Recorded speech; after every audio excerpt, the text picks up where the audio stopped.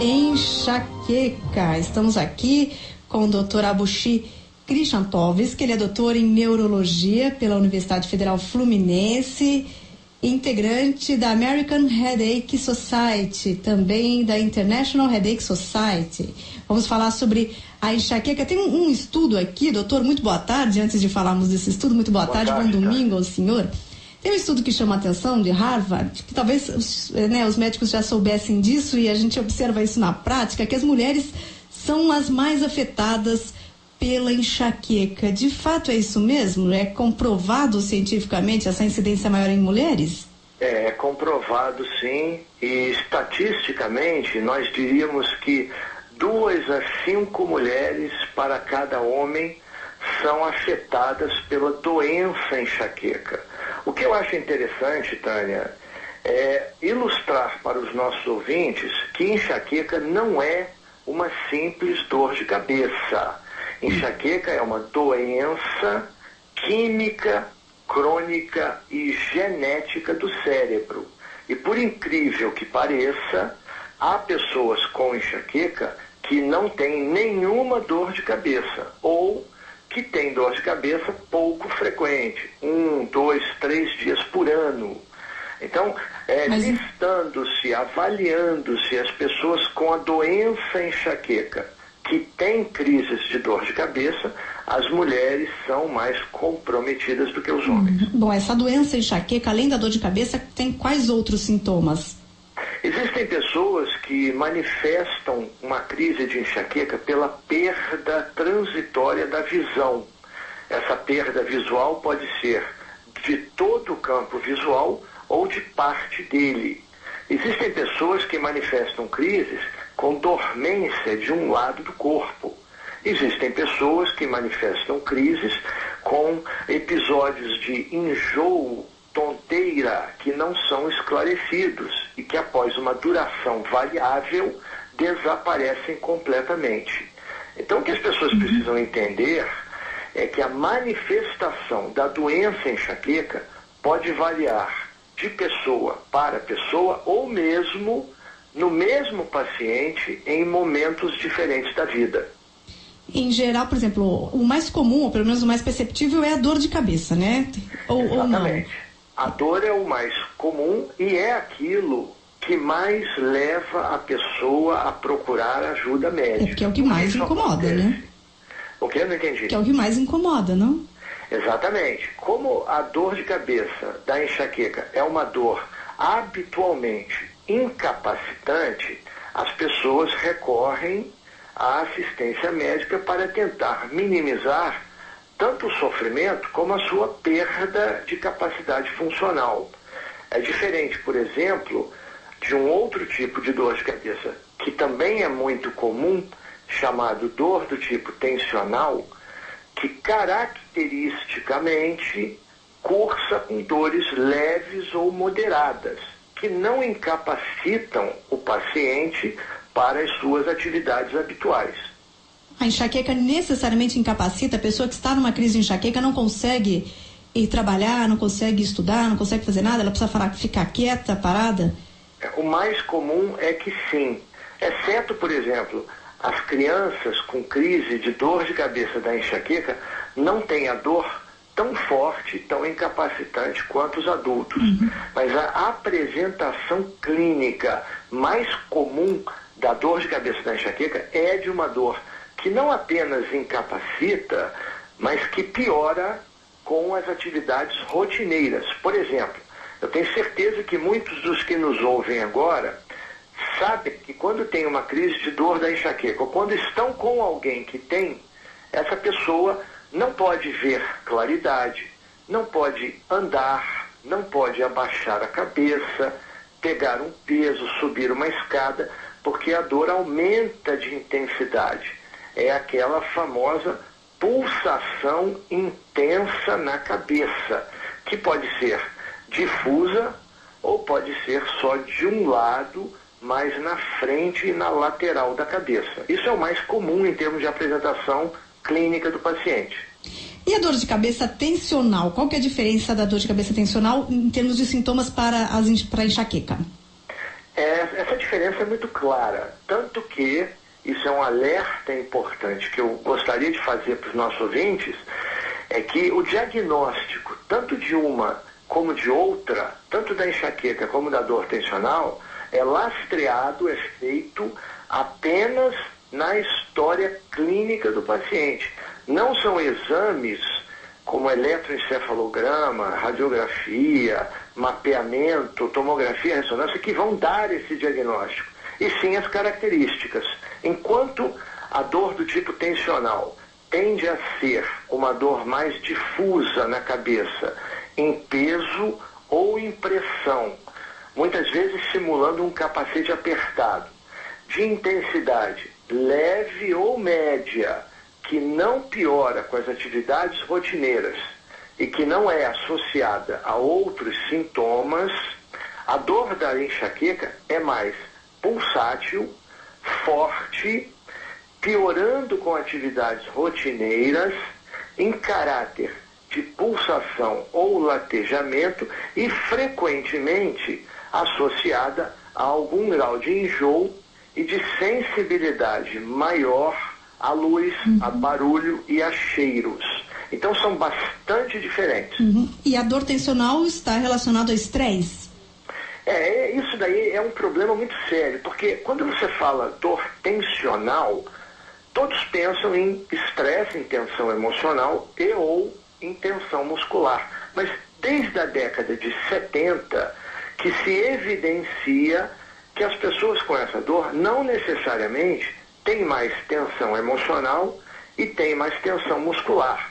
Essa dor, quando tem um caráter mais frequente, mais crônico, em mais de 15 dias por mês, é associada também, como a enxaqueca, a uma disfunção química cerebral, nos mecanismos de analgesia do próprio cérebro. Nosso cérebro tem um sistema de analgésicos químicos, chamados endorfinas. E a dor do tipo tensional, embora eventualmente possa ser associada a um momento de maior sobrecarga de trabalho, de estresse, a uma postura ruim, ao excesso de exercícios incorretamente feitos, esses fatores não representam mecanismos de causa e efeito. O que parece estar envolvido na dor do tipo tensional é sim uma disfunção no nosso sistema antidor do próprio cérebro, que é um sistema químico que usa endorfinas como mediadores. Esse é o tensional. E a enxaqueca também tem uma relação química com o processo químico? É uma doença genética. A cada dia se descobrem mais genes relacionados aos tipos de enxaqueca. Agora mesmo, há 2 semanas atrás, no Congresso americano em Washington, nós vimos a apresentação de mais um gene envolvido na enxaqueca. A enxaqueca também é uma doença química cerebral que envolve, entre outras coisas, o sistema antidor cerebral. Existem áreas do nosso cérebro que modulam e controlam a dor, e nessas áreas já se evidenciaram alterações no paciente com enxaqueca. Por exemplo, existe uma área chamada substância cinzenta periaquedutal, na qual os pacientes com enxaqueca revelam um depósito anormal de ferro. Então as pessoas com enxaqueca têm, entre outras coisas, uma alteração morfológica do sistema de controle da dor cerebral por depósito anormal do ferro. Bom, então não tem jeito. A pessoa que tem enxaqueca, ela já nasceu com essa predisposição para ter enxaqueca e vai ter as crises. Não, ela nasceu com a predisposição e vai morrer com a predisposição. Que é pior. Aí, como é que se faz se ela tem muitas crises? Aí é que vem o mais importante.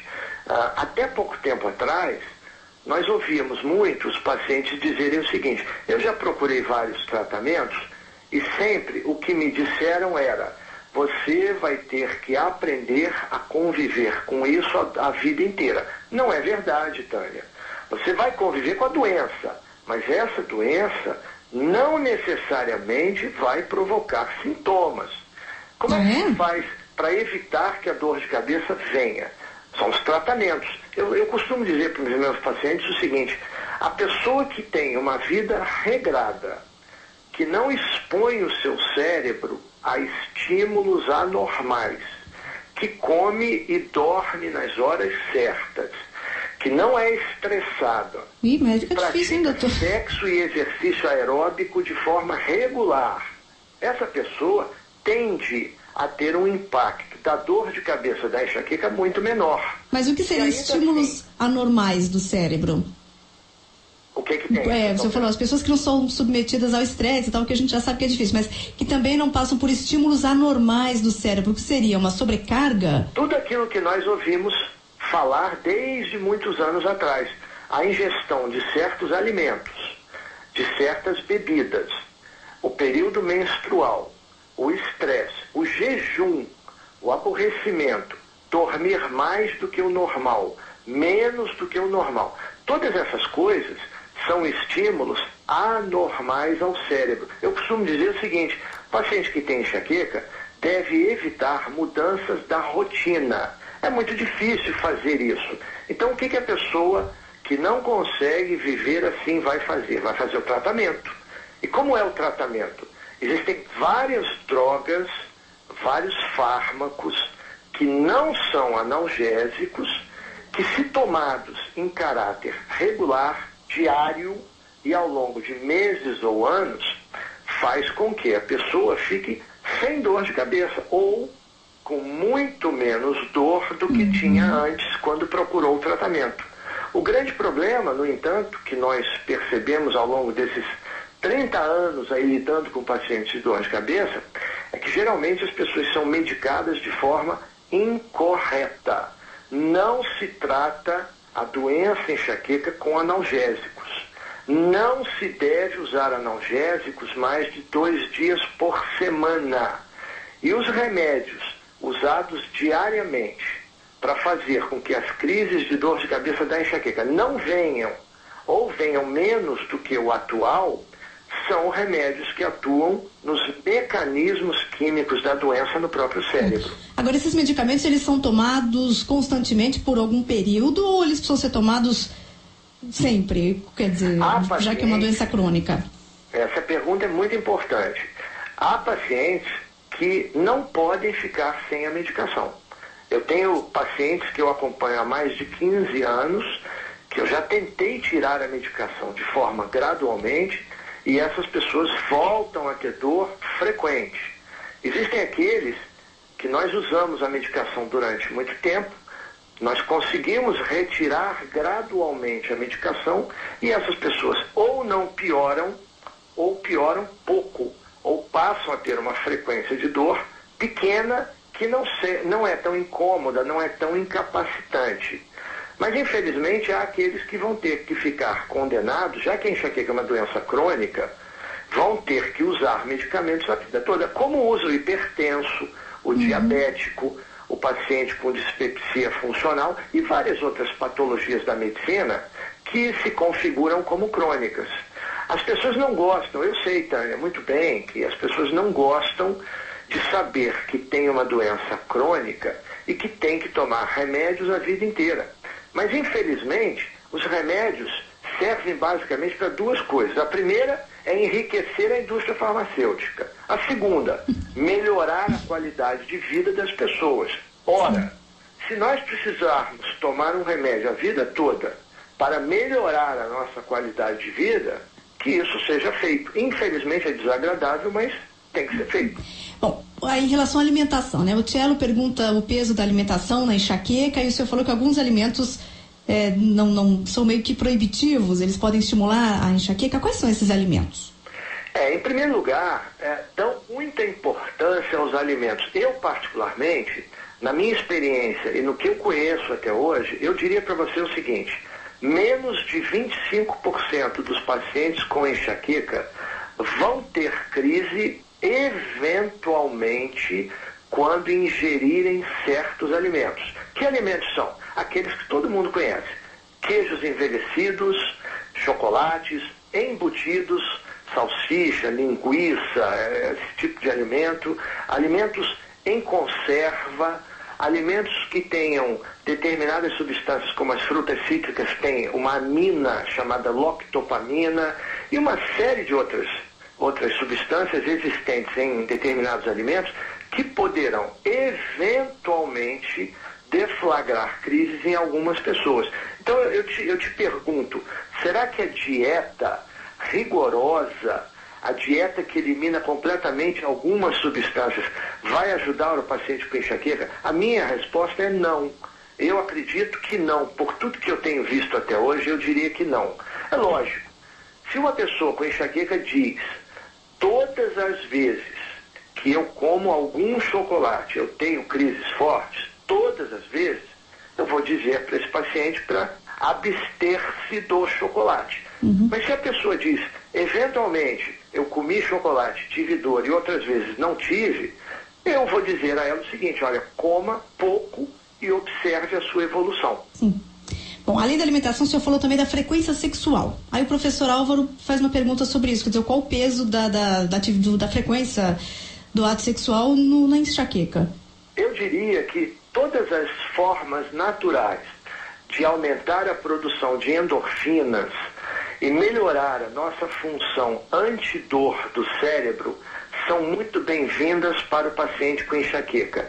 E já está comprovado que o sexo regular, 4 ou mais vezes por semana, e o exercício aeróbico, 4 ou mais vezes por semana, indubitavelmente melhora a função do sistema analgésico cerebral.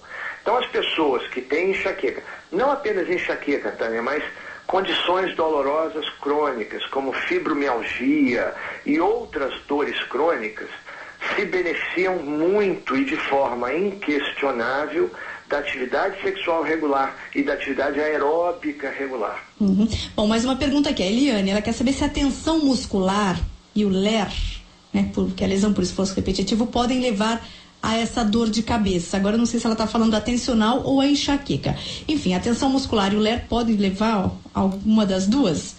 Existem dores de cabeça causadas por contratura muscular, sem dúvida. Essa dor é causada pelo problema muscular. E existem pacientes com enxaqueca, por exemplo, que podem iniciar as crises quando permanecem muitas horas numa posição ruim, ou quando carregam, por exemplo, uma mochila pesada há muito tempo, ou quando fazem, por exemplo, musculação mal orientada. A contratura de alguns músculos, sobretudo dos ombros, do pescoço, do couro cabeludo, pode iniciar crises de enxaqueca sim, mas pode causar dor de outro tipo.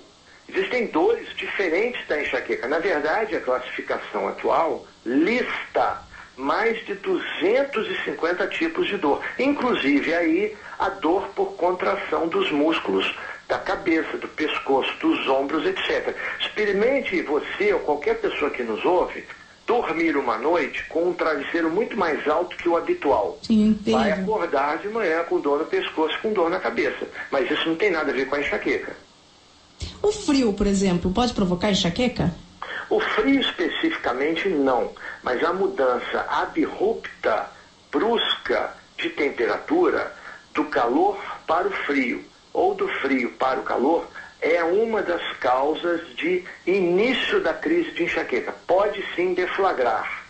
As pessoas gostam, isso é incorreto fazer, numa época de muito calor, entrar num ambiente condicionado, botar o rosto na frente do ar-condicionado. Isso é ruim para quem tem dor de cabeça. E vice-versa.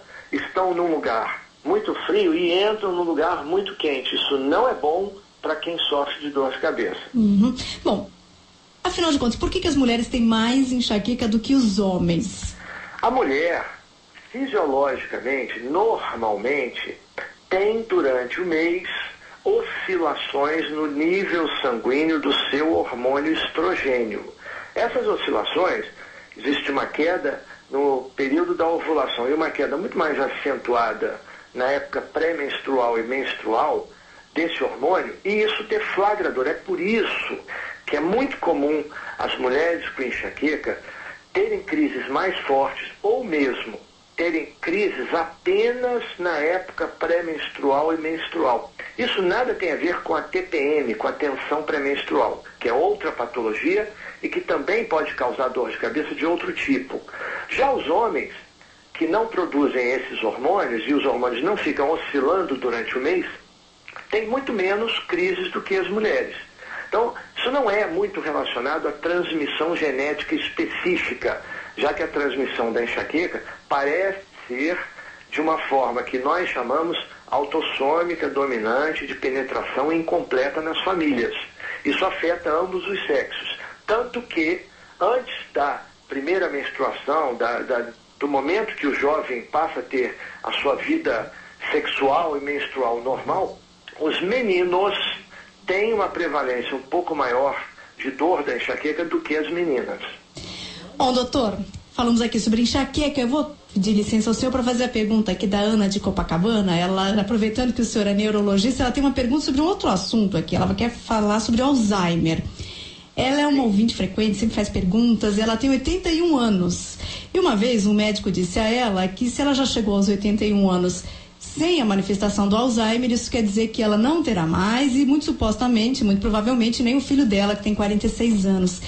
E ela ficou feliz, ela quer saber se é verdade mesmo, se aos 81 anos ela está livre. Que houve um otimismo acentuado do colega, mas isso, de certa forma, é verdade. Quem vai manifestar a doença de Alzheimer, em geral, manifesta muito antes de 80 anos de idade. Mas não se pode dizer que o filho dela, que tem 40 e poucos anos, não vai ter essa doença. Mesmo porque a medicina ainda não sabe exatamente o que é a doença de Alzheimer. Algumas proteínas no cérebro foram identificadas, alguns pacientes apresentam manifestações diferentes de outros. Existem pacientes com a chamada demência senil ou demência subcortical, que nada tem a ver com Alzheimer, que são diagnosticados como portadores de Alzheimer. Então, ainda é uma certa incógnita. Então, eu diria para ela, e nós agradecemos dela ser uma ouvinte assídua da CBN, que a doença de Alzheimer realmente é mais comum numa idade mais jovem do que a dela, que ela, de certa forma, já está relativamente poupada por esse problema. Muito bem. E aí, ela escreve absolutamente bem, não comete erro de português, quer dizer, está indo muito bem. Doutor, muito obrigada pela entrevista. Um grande abraço a você, espero ter sido útil aí nas informações. Com certeza, foi muito esclarecedora a entrevista. Muito obrigada, doutor Abushi Krishantovski, que ele é doutor em neurologia pela Universidade Federal Fluminense, integrante da American Headache Society, conversando conosco sobre enxaqueca, a enxaqueca que atinge mais as mulheres do que os homens. E o doutor disse aqui que uma vida regrada é um segredo fundamental para quem tem enxaqueca. Ter rotina, ter horário ali de sono específico, cumprir, não ter estresse, isso já é mais difícil. Ter uma alimentação sempre balanceada, enfim. Agora, se a enxaqueca persistir, aí precisa de um tratamento contínuo e medicamentoso. Não adianta ficar tomando analgésico para resolver as crises, não.